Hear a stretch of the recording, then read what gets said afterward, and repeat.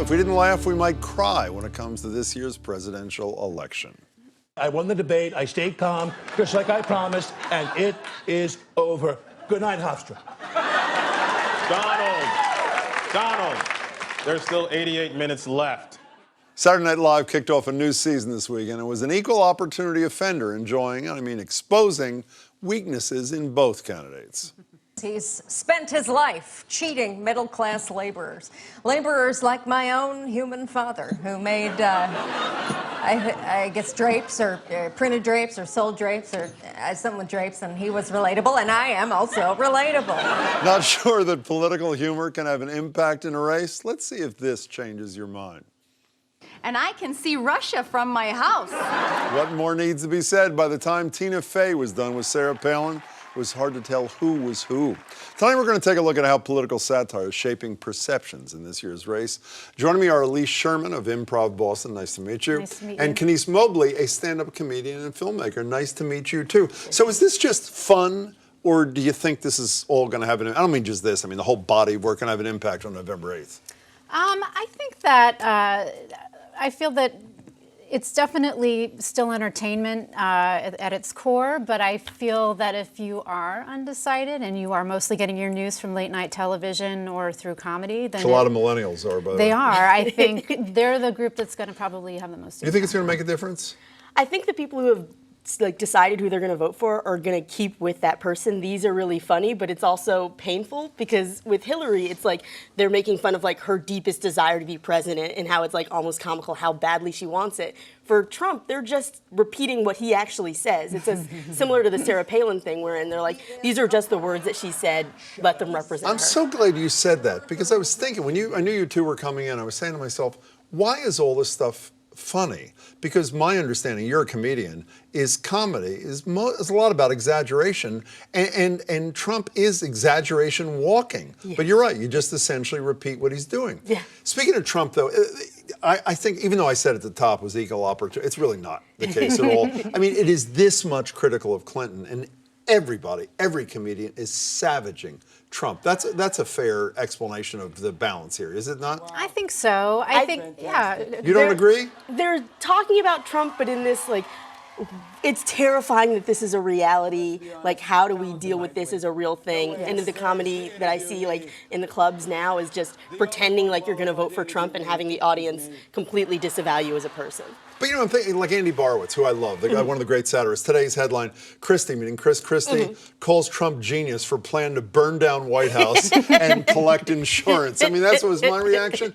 And I did an ad hoc summary today, totally random, not scientific. It's almost all ripping Trump to shreds and doing almost none of the same to Hillary Clinton. I mean, do you think there's been any real comic damage done to her in this campaign, at least? No? No, yes? I think she knew what was coming. Yeah. I mean, she's been in this her entire adult life. Not fighting ISIS her entire What's that again? Not fighting ISIS her entire adult life. So, Jimmy Fallon, who I think is pretty fun, I used to not like him, and I rarely change my opinion about anything, and I think he's really fun. He took a huge amount of heat for that Trump interview where he messes with Trump's hair. And on one hand, I said, yeah, that was outrageous. They gave him a platform, they humanized him. On the other hand, I'm saying, what is he supposed to be, a journalist? He's a comedian. So where do you guys fall on this? I mean, that Fallon thing, did he cross the line, or what was your judgment of the whole thing? So Jimmy Fallon's audience does tend to be younger, so the younger people aren't or at least younger people in the cities, the people who are watching Jimmy Fallon, aren't for Trump. So when you have someone like Fallon patting him on the head and being super nice and playing friends with him, it softens him for the audience. It softens him, and then you have someone like Stephen Colbert coming in and saying I have an opinion as a person, and this person is no good. Trump is no good as a person.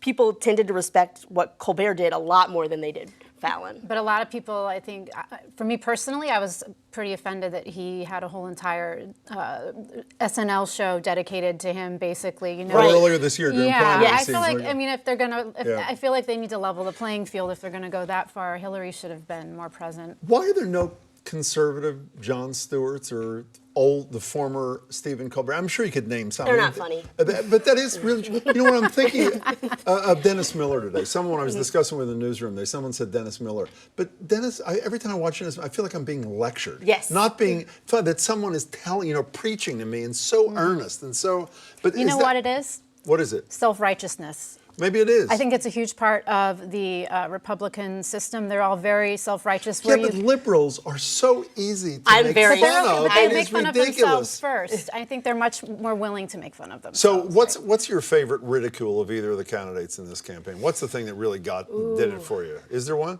I wouldn't say so. I loved how they make fun of Hillary Clinton. I think Kate McKinnon deserves she got an Emmy She for just that. did, yeah, she just got the Emmy for that. I think she deserves that 100% because she's been doing that well for as long as Hillary Clinton has been running for president. So Forever. as long as she's been on the show. And is there a Trump thing that you love that really did it for you, that really zeroed in on who he is or Who he really is as a got him person? right? Ooh, just watching him just makes me laugh. I mean, Trump. Trump, You yeah. don't need the I okay, don't fine. need, like, he doesn't need commentary. Just watching him is like, ow, that's painful, but also, it's ridiculous that anyone would be, like, was it 8 years ago that John Edwards was taken out of the campaign for sleeping with another woman? Like, that would be nothing. That would Well, be just also another having a day. baby, Flash and in the that, so, pan. yeah, a couple of things. Yeah, Is there a flash in the piece pan. that stuck with you? Is there ridicule or satire of either of these candidates that you took home with you and that really sort of stuck with you? Well, a lot, but I have to say the most recent one we were just looking at in the green room was somebody photoshopped Donald Trump. You know how he loves this gesture. I know he His does. gestures. One hand, not both, by the way. Well, yes, it's true. One hand. They photoshopped a handkerchief coming out of his nose. It's lovely. You should look it up if you haven't seen it already. It's pretty but good. there's just, that's one of the, And that's the SNL tiny was- part of the was big brilliant. thing. Yes. Elise, nice to meet you. Oh, nice Thanks to so meet- much. thanks for Denise, having you too. me. Thanks so much. Nice to meet Appreciate you. it.